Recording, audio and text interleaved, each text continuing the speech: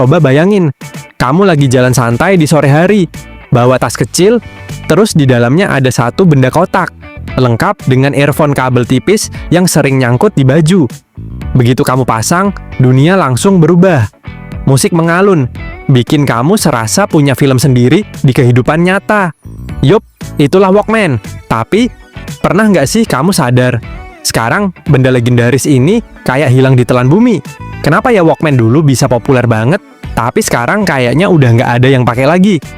Nah, di video ini kita bakal bahas kenapa Walkman bisa punah, apa yang bikin dia dulu jadi idola anak muda, sampai gimana nasibnya sekarang. Walkman pertama kali dikenalkan Sony di akhir tahun 1979 dan langsung jadi tren global. Bayangin, sebelum itu orang cuma bisa dengerin musik lewat radio rumah, tape gede, atau gramofon yang nggak bisa dibawa kemana-mana. Walkman datang kayak solusi ajaib. Musik jadi portable, bisa dibawa kemana aja, dan yang paling penting, privasi. Orang bisa dengerin lagu sendiri tanpa ganggu orang lain. Nggak heran kalau tahun 80-an sampai awal 2000, Walkman jadi simbol keren anak muda. Bahkan banyak film dan iklan zaman itu yang nunjukin kalau punya Walkman itu tanda kamu stylish, modern, dan sedikit berkelas. Tapi zaman terus berubah. Kaset pita yang jadi nyawa utama Walkman mulai kelihatan ribet. Bayangin kalau kamu mau ganti lagu, harus majuin kaset, kadang harus diputar balik pakai pensil biar pita nggak kusut. Ribet banget kan? Belum lagi kualitas suara kaset gampang rusak kalau sering diputar. Bandingin sama CD player yang mulai muncul di akhir 90-an, suaranya lebih jernih, gampang skip lagu, dan nggak ada pita kusut. Dari sini, Walkman pelan-pelan mulai kalah pamor. Anak muda mulai pindah ke Discman, walaupun harganya waktu itu lebih mahal.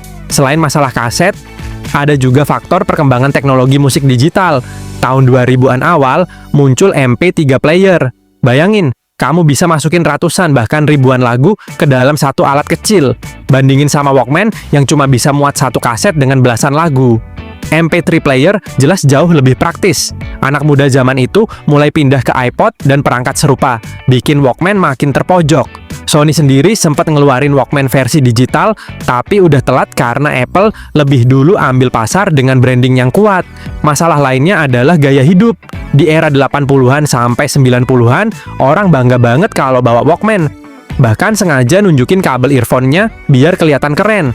Tapi di era 2000-an ke atas, semua orang mulai pengen sesuatu yang lebih kecil, lebih cepat, lebih simple. HP mulai bisa nyimpen lagu, lalu bermunculan smartphone dengan aplikasi musik. Dari sini, Walkman udah nggak bisa lagi bersaing. Orang nggak mau ribet bawa dua gadget sekaligus. Cukup satu HP, semua bisa. Nelpon, SMS, foto, main game, dan denger musik. Selain faktor teknologi, ada juga faktor ekonomi dan kebiasaan. Kaset pita makin jarang diproduksi, harga kaset asli lumayan mahal, dan bajakan pun kualitasnya cepat rusak. Jadi, orang merasa lebih gampang download lagu MP3 dari internet, lalu dipindahin ke HP atau MP3 player. Praktis, murah, dan lebih variatif. Kalau Walkman masih mau bertahan, dia harus beradaptasi. Tapi sayangnya, Sony kurang cepat menangkap perubahan pasar itu. Akhirnya, nama Walkman makin lama makin tenggelam. Uniknya, meskipun sekarang jarang dipakai, Walkman masih punya nilai nostalgia yang tinggi. Banyak orang generasi 80-an dan 90-an yang kalau lihat Walkman, langsung kebayang masa-masa sekolah, jalan sore sambil dengerin kaset favorit, atau momen rebutan kaset sama teman. Bahkan sekarang, Walkman klasik ada yang dijual sebagai barang koleksi dengan harga cukup mahal. Jadi meskipun fungsinya udah kalah sama smartphone, keberadaannya masih dihargai sebagai simbol kenangan. Kalau kita lihat lebih luas, Walkman bukan sekadar alat musik portable. Dia adalah simbol budaya. Walkman bikin musik jadi pengalaman pribadi. Dulu, kalau dengerin musik itu, identik dengan acara keluarga, radio di rumah, atau hiburan bersama-sama. Tapi sejak Walkman hadir, musik jadi lebih intim, lebih personal. Kamu bisa dengerin lagu sedih pas lagi patah hati, atau lagu semangat pas lagi jogging, tanpa ada yang tahu. Jadi, Walkman bukan cuma teknologi, tapi juga mengubah cara orang menikmati musik. Tapi kita juga harus realistis, teknologi nggak bisa dilawan. Sama kayak pager yang kalah sama HP, atau VCD yang kalah sama streaming. Walkman harus menerima nasib yang sama. Namun bedanya, Walkman punya posisi spesial di hati banyak orang. Bahkan sampai sekarang, Sony masih rilis produk Walkman digital, tapi targetnya lebih ke audiophile atau pecinta musik sejati dengan kualitas suara premium. Jadi meskipun nama besarnya udah nggak sepopuler dulu, dia tetap hidup di kalangan tertentu. Sekarang, kalau kamu coba buka marketplace, ada orang yang jual Walkman klasik bekas, dan harganya bisa jutaan rupiah, tergantung kondisi. Bahkan beberapa influencer musik di YouTube sering bikin konten nostalgia, nyoba dengerin musik pakai Walkman lagi setelah 20 tahun.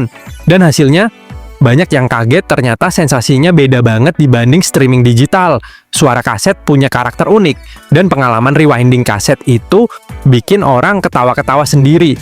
Jadi, meskipun Walkman sudah punah di pasaran massal, dia masih punya daya tarik nostalgia yang kuat. Jadi, kenapa Walkman hilang? Jawabannya sederhana. Teknologi terus berkembang, dan manusia selalu cari yang lebih praktis. Kaset diganti CD, CD diganti MP3, lalu sekarang kita punya streaming Spotify dan YouTube Music. Tapi, meskipun Walkman udah kalah di pasar, dia tetap jadi legenda. Walkman bukan sekadar alat, tapi bagian dari sejarah musik, gaya hidup, dan kenangan generasi tertentu. Nah, gimana menurut kamu? Apakah Walkman harus dibangkitkan lagi sebagai tren retro, atau biarkan dia jadi legenda yang indah di masa lalu? Tulis pendapatmu di kolom komentar, dan jangan lupa subscribe biar nggak ketinggalan cerita nostalgia lainnya.